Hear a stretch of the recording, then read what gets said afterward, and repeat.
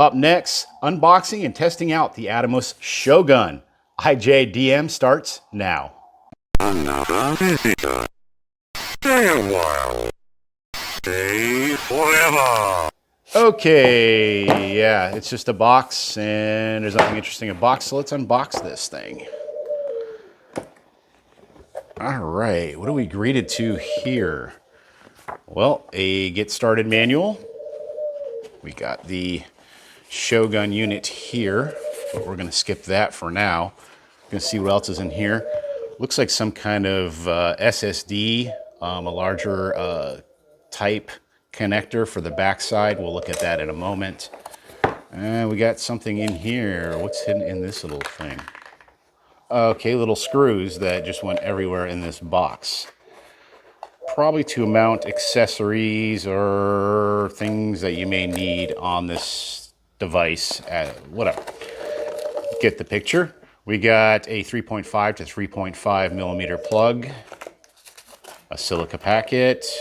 We got I put this in the box. It's for the bottom of it so you can mount it to a camera. Then I also have one of these little gimmicks here. These are little extra caps for the antennas or the little port things or whatever.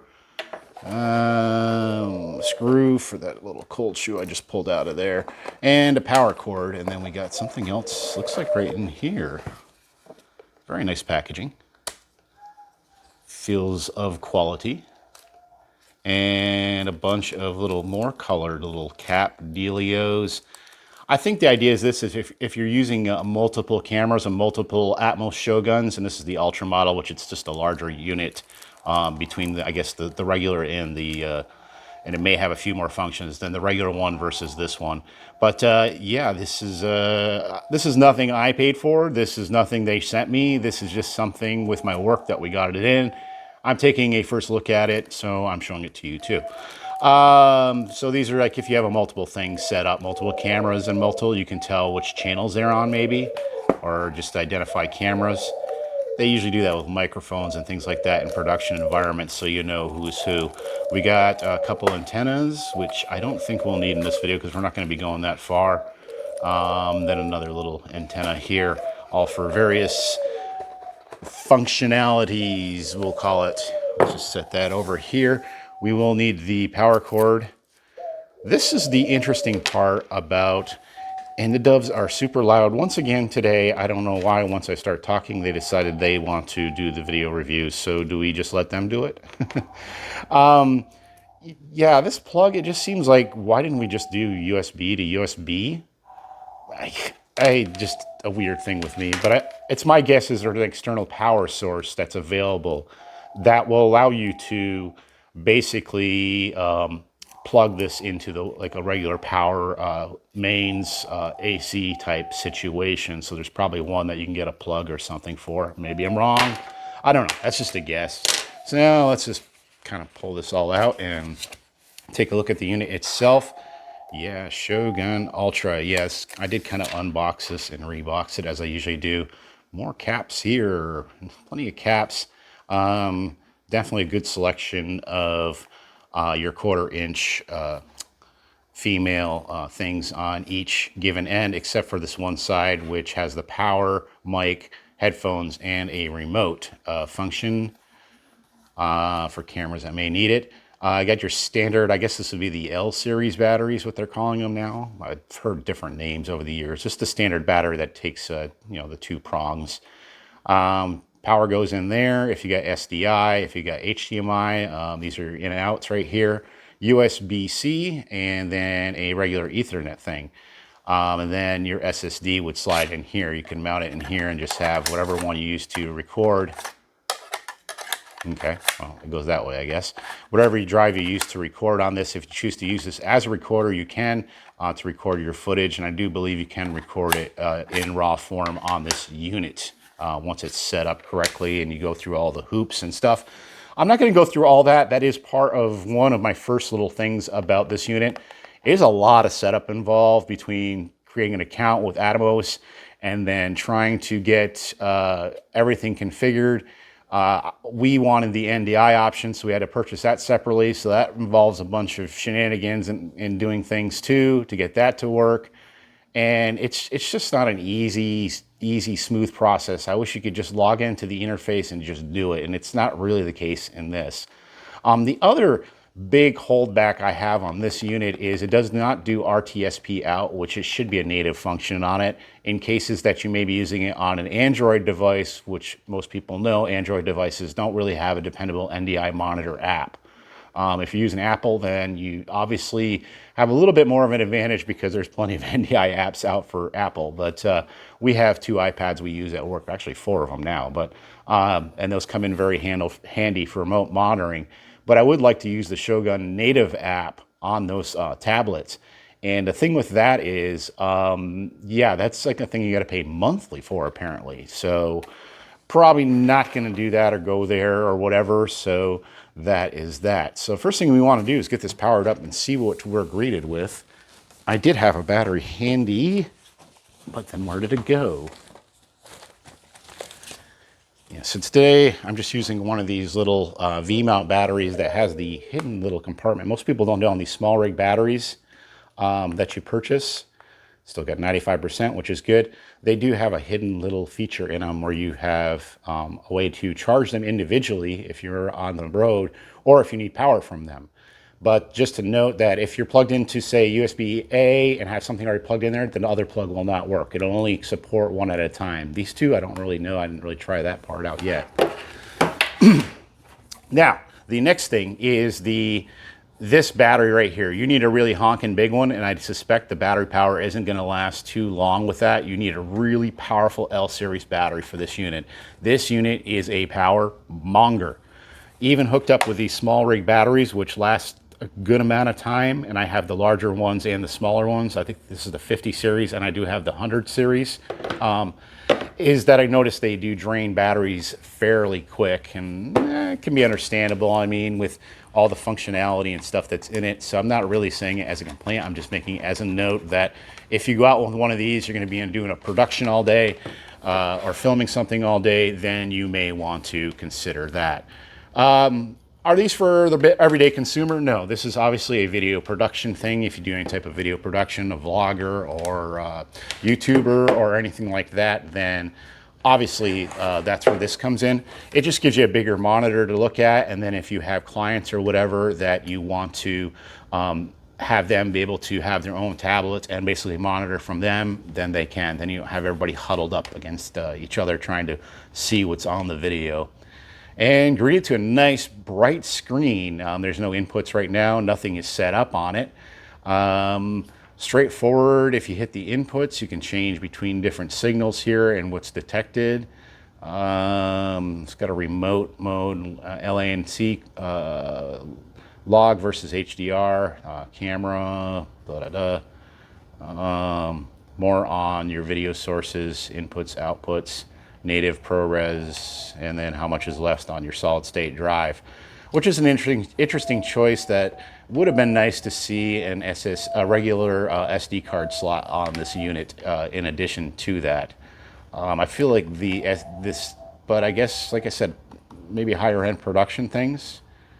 And to me, I'm just looking at one thing. It looks like there's a fan right here, some kind of fan unit. I'm wondering if the hard drive, when it's in there, if it creates a cooling problem, but just something to note. And when you tap the screen, it does shut off the extra information, depending on how many times you tap it. So if you just want to have the screen with just your video source in there.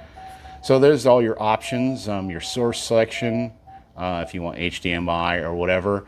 Again, your input format, output formatting, recording, connecting with the Atomos cloud, your Wi-Fi and networks, which will show up there once you start scanning for them. Right now the Wi-Fi is off. We won't turn that on yet. Really funky menu. I don't care for this sliding around and weirdness here. If you got Ethernet, for time lapses, segments, if you want to do segmented split clips, I guess you can set up a record schedule, all kinds of options between time code and sync config. So really this is designed for a full-on production crew type thing. Again, we chose this because mostly for the NDI monitoring thing, which you would think, well, why don't you just get one of those? Well, there isn't too many available. I did show you one that's made by, I believe it's CND or CDN Live. They have a very nice unit. It's a little smaller than this, fairly easy to set up. It's got a few quirks to it, but it's been working good for me. They've been releasing updates, and I do plan on doing an updated video on that unit on some of the new functions, and it's actually, they fixed quite a bit of the issues with the firmware on that. But we were talking about this one. Side by side, I can't compare them. You're comparing two different things that I feel are designed for two different uses. This feels more like a production environment where you're recording something and you need monitoring, where the other one seems like it's more built for like a streaming situation, especially with it be a bonded encoder that lets you hook to 3 different cellular networks and put those cards in there. So you can see how you can't really compare the two on certain levels. But there's your setups and your settings and so forth and so on. So we're going to stop down for a minute. I'm going to go through some of the setups behind the scenes, and log into Wi-Fi's and do all that and get the NDI function. It's basically putting a file, NDI file, on some type of card and getting it in here. And I do not remember how I did the first one, so this one should be fun trying to refigure that out and unlocking everything and so forth and so on. If anybody has any questions about that stuff, feel free, and I'll try to do my best to answer, but I'm just kind of discovering it as I go, and it's pretty much straightforward. It's just step by step by step. So let's stop down, and we'll be back in a little bit to check out the picture and connecting it with an Apple laptop, or a laptop. Actually, you can connect with a laptop with NDI monitoring software on there as well. But we'll be mainly doing it today with the Apple tablets, iPads, or whatever. All right, it's been a few days, actually like a week, since I started this video, but we'll continue on right where we left off. We were in the middle of doing a few updates and craziness to this Shogun Ultra Monitor. So what we're going to do is we're going to get this hooked up and test this thing out, if I can find the input here. So I'm going to hook this into the input. I'm also on back here going to use the power lead, since I don't have the proper battery that goes on the back, but it's okay because I can just use this and get a little more life out of with a one of these little small rig batteries here. So we'll just plug that right in. Yeah, it's kind of a tangled mess, but hey, it works. All right, we'll go ahead and power on the, well, you know what? It'd probably help if we actually hooked this up to the video output on the camera. There we go. All right, are we gonna be able to see the full thing here now? Let's slide that thing up right there. There we go. All right, let's power this back on again. And basically what I did is I had a solid state drive, and I basically licensed the stuff from the website, but I had some difficulties because one of the code letters was different than what should have been entered, and it wouldn't let it authorize the software. So if you're having that problem, odds are between the 3 different codes of the serial number, the device ID, and one other identification code, if any of those are different, then it will not let you do the NDI upgrades and various upgrades on the unit. Okay, so we just need to get some input into this thing. And the website's fairly easy to use. I mean, you just download the software, and it's just like any other device. All right, see if we can pull a little bit of focus here. Find my focus. Good enough. Anyway, we got that in, and this thing is running. So to activate the NDI, what I'm going to do is hit this button. This is what mainly I'm using this unit for, is I'm going to push the NDI button, but as you can see, nothing's happening. So odds are what's the situation is here is the device is not connected to the internet. So we're going to go into the Wi-Fi, and then, okay,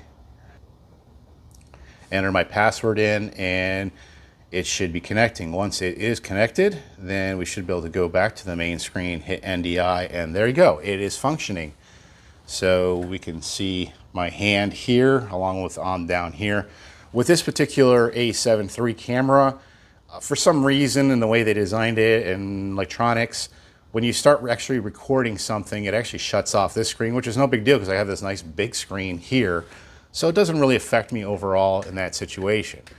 So this is all up and running, fine and dandy. So we want to monitor this remotely and have a couple different iPads or tablets. Obviously, like I said earlier, you're limited to Apple devices. All right, I pulled up the NDI monitor on the tablet, and as you can see, it's showing us a picture. So yeah, I mean, the latency isn't bad at all compared to maybe just a hair difference, but it's all dependent on what Wi-Fi you use. And of course, if you wanted to, you could technically do this on a laptop as well with some of the NDI software there, as long as it's all connected to the same Wi-Fi as this. I do find this is more effective when you put the antennas on, simply because you get a little more range out of everything with the the internet connection and Wi-Fi connection and so forth. But so far, this thing works pretty good. A couple of the not so good things about it: the codes, they really need to stop using like the L's, the ones, the I's, and the O's and zeros get convoluted because they're hard to tell which one's which. So that's another thing to be careful with when you're actually registering your device and everything, is to make sure that those codes are indeed exact. Because without those codes matching, like I said earlier, you're going to have a problem authorizing the NDI function. And of course, I can record if I had an SD, a solid state drive inside the unit, which I don't right now. I'm mainly not going to use it for that function, but it is nice that you can record the raw native video straight onto the solid state drive if you prefer. But overall, I give this pretty much a thumbs up. I think the only thing I think is missing here is with a good opportunity would have been having the RTSP option, so you can have a little more flexibility of using it with different devices. There is ways around that and doing some shenanigans to get it to work on an Android tablet, but in our situation, we're mainly using Mac products, so this seems to be working out just fine. That'll do it for this ijdm. We'll see you next time. Thanks for watching.